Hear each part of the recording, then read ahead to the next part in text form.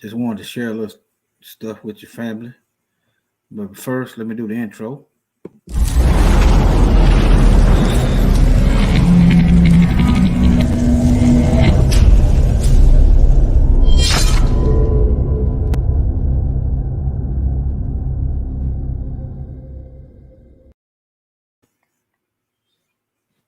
Okay, I'm doing a sound check.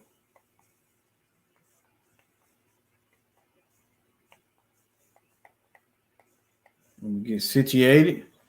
While I'm doing that, if you got a problem with black people, this ain't the place for you. If you're a white supremacist or a white supremacist sympathizer, you got a problem with black, keep it moving. All right? If you're worried about white people's feelings, you might want to keep scrolling or whatever it is you got to do. All right? Now, let me get into this. You ever wonder why black people seem to not have much of anything? That's why it's called systematic racism. But let me start. Let me see here. You know, people pretty much know what redlining is. It's what white people got together, and determined that black people's neighborhood wasn't worth nothing, devaluing the property. That's redlining. If you live in a certain area, this is white people getting together. Now, okay, imagine it like this. If a bunch of black people got together and you know, we was in power and we decided white people's property wasn't worth nothing.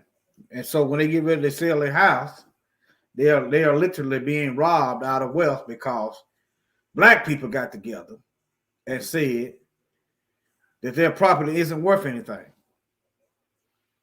I know some people just think that black people just destroyed the house and all. What it was they was living, they was renting, and it was the landlord's responsibility to fix the properties. But they'll leave that out. When you renting from somebody, it is not.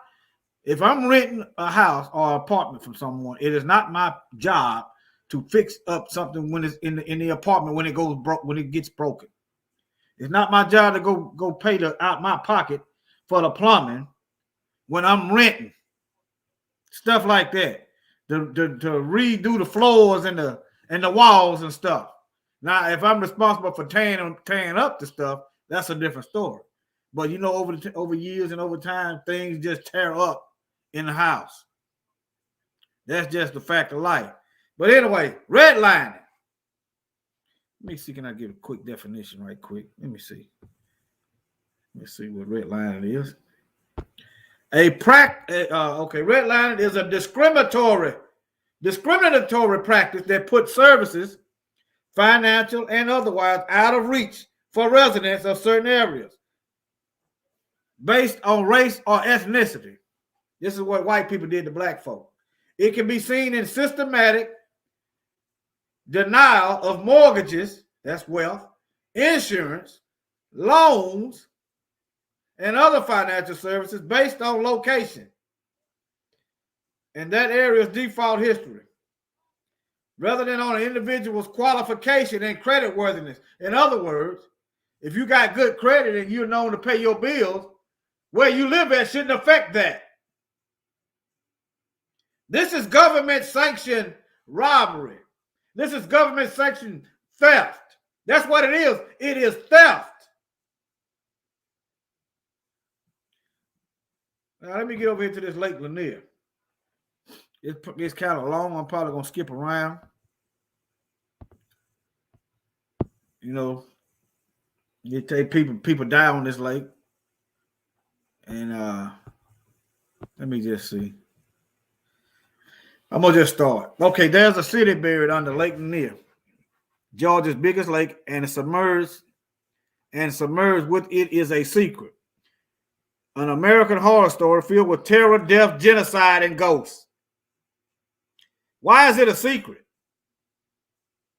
Why don't teach? Why isn't it taught? Why isn't it taught openly? It's history. Okay. If you spend any time in or around Atlanta, you heard the tales of Lake Lanier. There are eerie. Oh, I'm not sharing my screen. Okay, let me see here. Yeah. All right, let me go back, show y'all what I was showing when I was talking about redlining. I was reading that definition. What is redlining? Okay. Now let me go back to where I'm at now. Okay. All right. A fisherman seeing ghostly kayaks floating on the water, or women with no hands roaming Jerry. People die on this lake. Look, there has been well over 5. I'm skipping around. You can read this yourself. Just type that title in. I'm gonna skip down. The way they killed a whole bunch of black folks. You had women hollering rape. Okay. Okay. Let's just say I don't believe it, but let's just say a black person did rape a woman. What that got to do with the whole town getting murdered? Why are you pulling them out of jail and killing them instead of letting them have a trial? You see what I'm saying?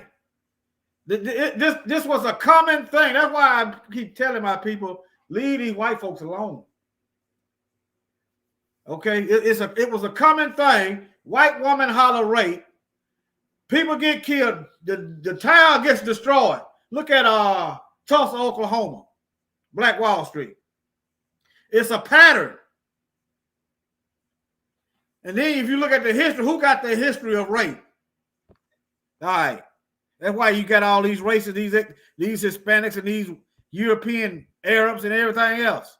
They come from rape and mixing. Let me move on. Let me see here. All right. Okay. I'm going to start right here in the middle. Settled along the Chattahoochee waters, Oscarville was once home to roughly 1,100 black folks, mostly of whom was freed after fighting the American Civil War. Many worked as hands in the cotton fields or performed odd jobs for white people in the surrounding neighborhoods. They managed to make a decent living for themselves, creating a healthy community.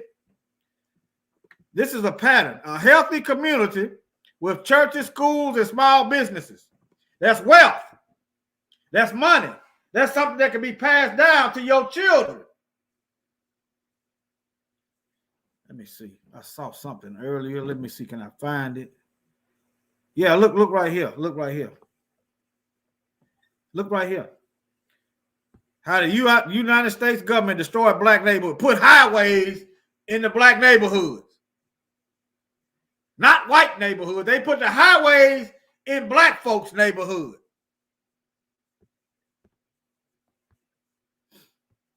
Destroying the wealth. You can sell your house and get wealth. You could buy houses and get wealth that way. You can pass them down to your children. Notice the average black person don't have houses to pass down. Why you think that is? Systematic oppression and racism. Look, they use urban renewal. All right, let's see. Anytime you hear urban, they'll leave the black out. That's code word for black people. Many of America's black urban neighborhoods are trouble spots. Says who? They might be now. That's by design. How do you know that the urban neighborhoods are trouble spots by design? Because the war on, they put the drugs in the neighborhoods. They did that. The government did that. They shipped the jobs to China. Now it's biting them in the butt. China, what, world's richest nation now. They shipped the factories out of the urban areas where black folks benefiting from. Shipped them. They took the money out and sent it to China. White people moved to the suburbs. Then now they want to. Then they put the drugs in, and now they want to say it's a problem area. I'm just giving you the rundown. I'm showing you where to go so you can go and read this yourself. I'm probably going to glance over it. I just wanted to touch in a little bit. All right, now. All right, let me see. In the decade, now they got gentrification. Notice when they come up with some new terms, black folks get shuffled out on the street. Gentrification. Let me see. I don't even know. I don't know. Let me type it in.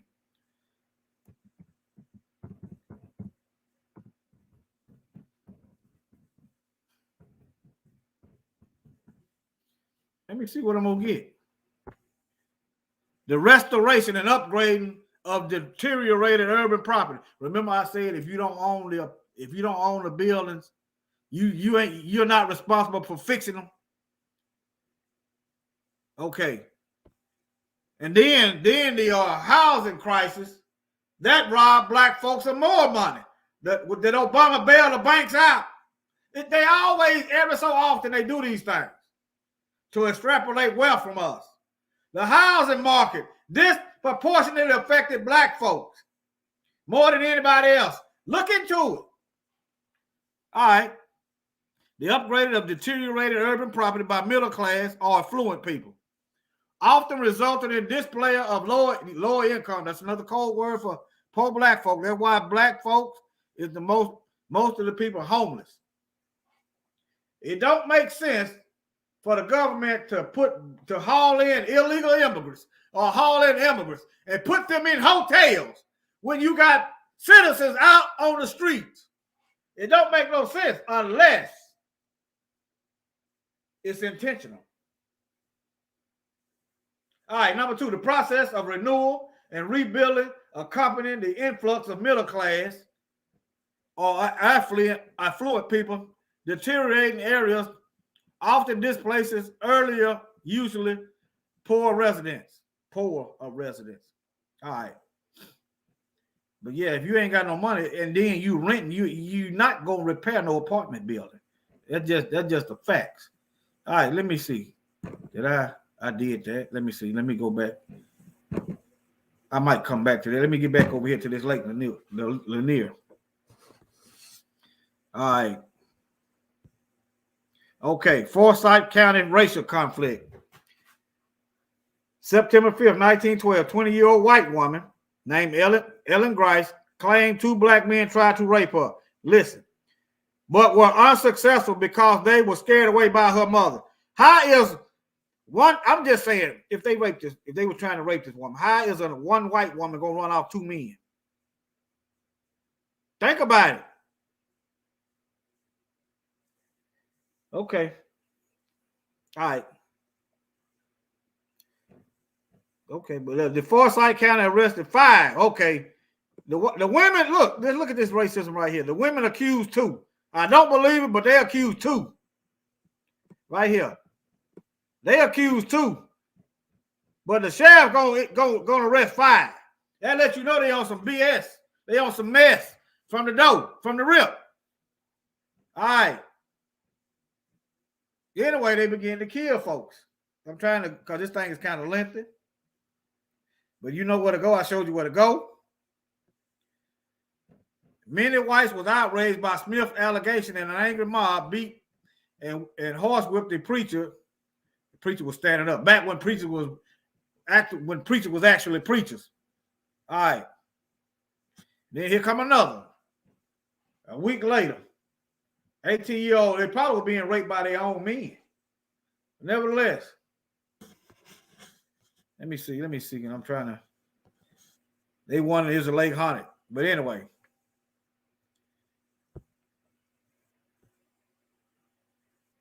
Okay. People died mysteriously on the lake. And I'm telling you, they killed a bunch of black folks. Let me see, can I find it right quick?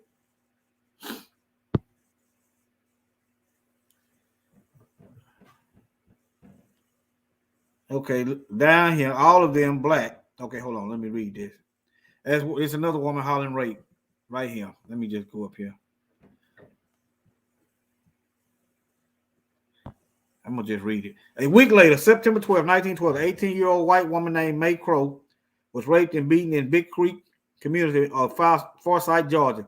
The next morning, Crow's body was found half naked, bloody, and hidden under a pile of leaves. Her skull had been bludgeoned with a stone, but she was alive and barely breathing. Searchers would allegedly find a small pocket mirror at the scene of the crime that was said to belong to Ernest K. Knox, a 16-year-old black boy from Cumming, Georgia.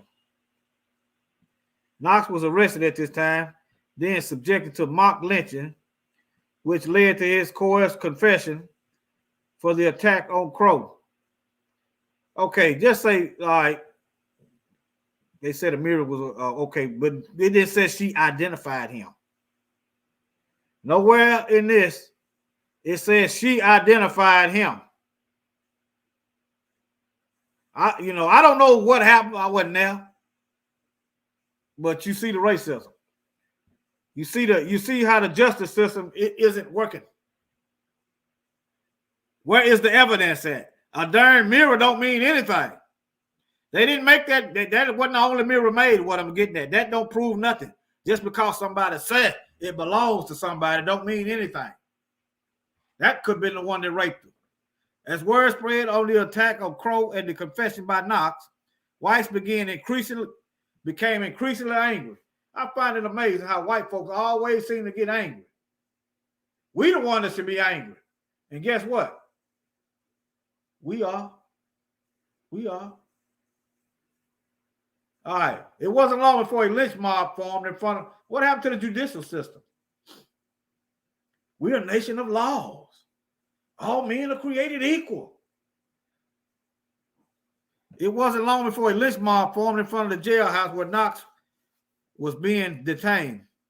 Officers had to sneak Knox out of the back door late that evening just to keep him from being hanged. He was taken to jail in Atlanta for his protection, but soon was stand trial for the attack. The next day, 4 additional men, Oscar Daniel, Rob Edwards, James Daniel, and Ed Collin, were arrested. What was they arrested for? Okay, this woman didn't ID anybody, and according to this article, she didn't name nobody. Here they go again, grabbing some old men. I think this was a plot to take over the town anyway. It was thriving. I think it was a plot. I know it's a pattern. White woman holler rape, in comes the lynch mob, black people lose their wealth. This is history all over America. White woman holler rape, white men lynch mob, destroy black town, steal all the money, and then on the side rape black women. That's a pattern. All right, now.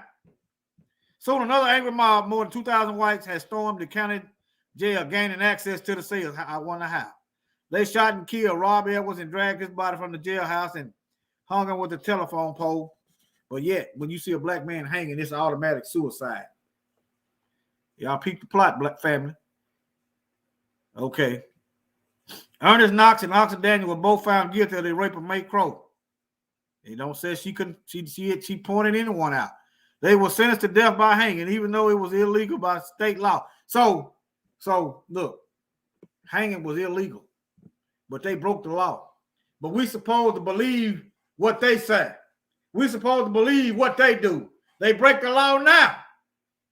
We supposed to follow and be compliant to people that don't even obey their own laws. 8,000 whites congregated in the town square of Congress to watch 2 teenage boys publicly hanged for alleged crime that they never truly had the opportunity to fight. They didn't get a chance to fight the crime because the mob didn't let the system, didn't let them go to court. All right, I done read enough. But anyway, let me see. Over time, pieces of the land would be sold to the government. And by 1950, a plan to build Lake Lanier was in full effect. The entire town of Oscarville would be underwater, intentionally flooded in conjunction with Beaufort Dam to support the growing demand for water supply to the nearby cities. In other words, to supply nearby white towns, they had to put down the black town. To build the highways to the white suburbs, they destroyed black neighborhoods. To build highways to white people's suburbs, they demolished black neighborhoods. This is the government. All right. And look at this. The resulting reservoir was named after Sidney Lanier, a poet, a musician who was a Confederate. He was in the Confederate Army. that tells you something. That tells you something. All right, construction would destroy more than 50 acres of farmland. Oh, so it was, black folk had 50. They had 50,000 acres of farmland. That's what this is about. Stealing wealth and displaced more than 250 families. It will relocate 20 cemeteries and their corpses in what some may see as an attempt to erase this. You ain't erasing no sin. Okay. I was listening to black media and learned that it was a parking lot in somewhere. Is it New York? They done built a parking lot over black cemetery. Let me see.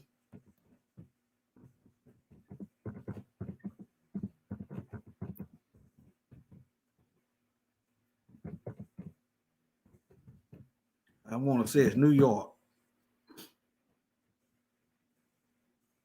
Yep. I ain't going to read it. I'm just going to show you.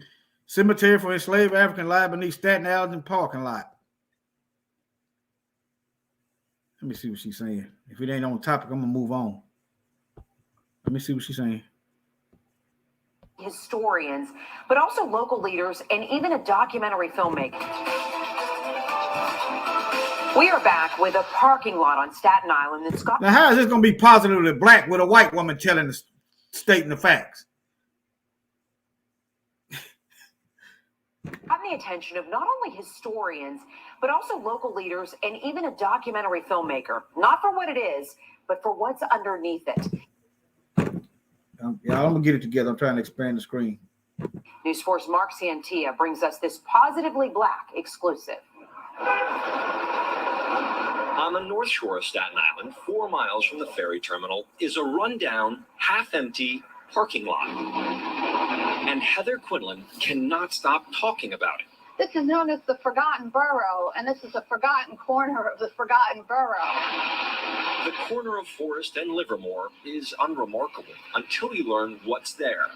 Who is there? Even though it's a parking lot, it's also a cemetery. Beneath the surface, buried under decades of change and neglect, lies the African Methodist Episcopal Church Cemetery, also known as the Old Slaves Burying Ground.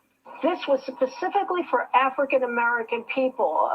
Some were slaves, some were the descendants of the enslaved, some were family, some were African American residents who never knew slavery. A final resting place for as many as 1,000 African Americans, many of whom helped build the very neighborhood that built this lot over them.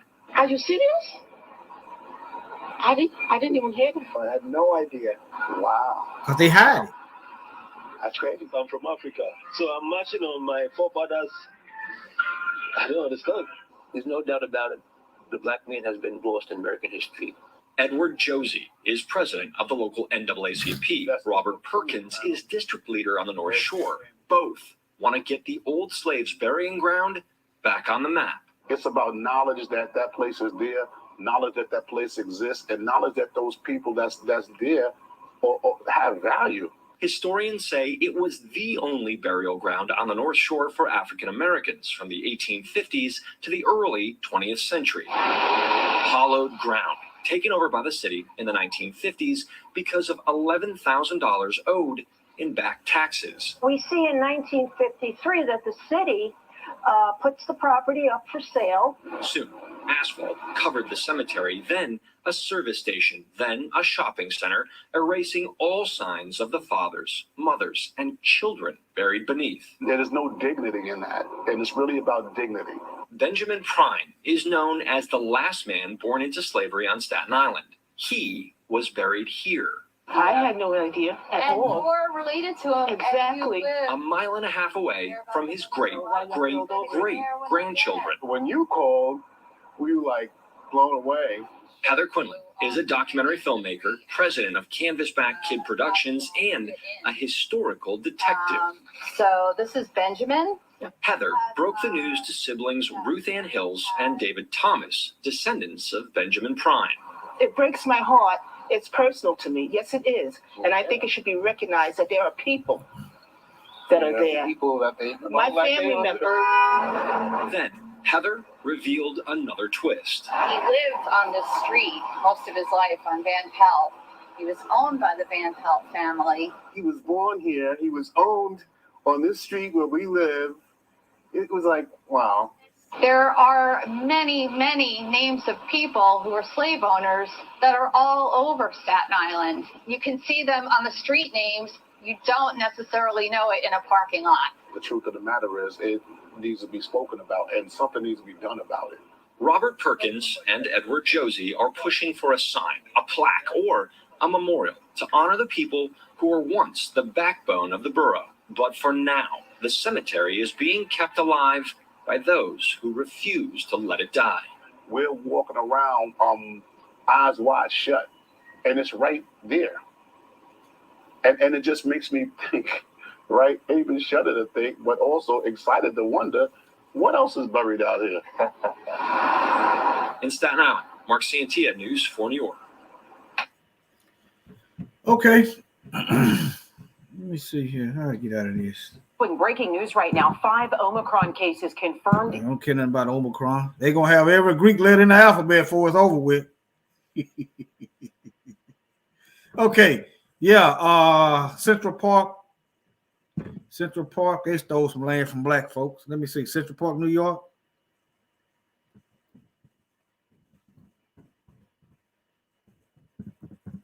I want to show y'all what I'm thinking about it.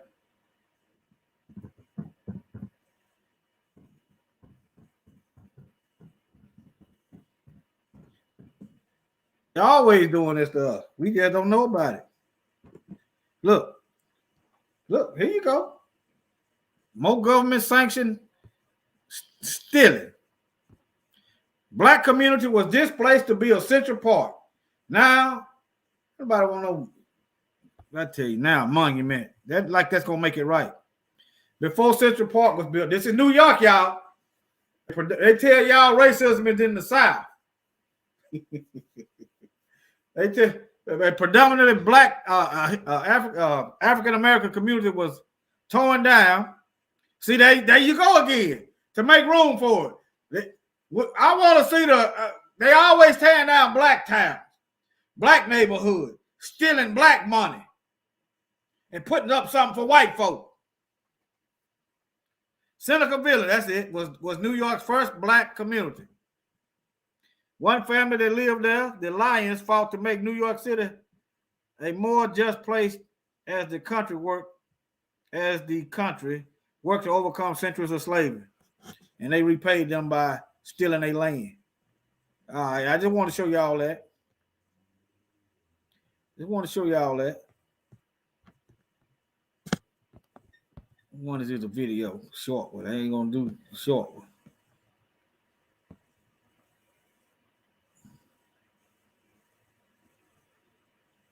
I guess so. That's 8 minutes. I'm not gonna do that. There it is, right there. I guess that's what that is. But nevertheless, I'm gonna end this. Y'all take care. Love y'all and educate our children and pass. Let me see these comments. Pass on the knowledge. Share the video. Subscribe. My link tree is right there. Good evening, Esther. Yeah, Omicron. I'm not worried about that stuff. If I'm worried about something, I'm gonna repent and line up with the Most High because I'm gonna die sooner or later.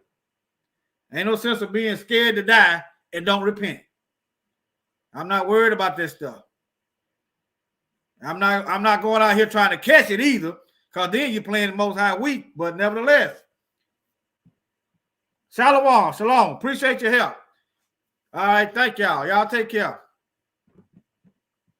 Check out the description box.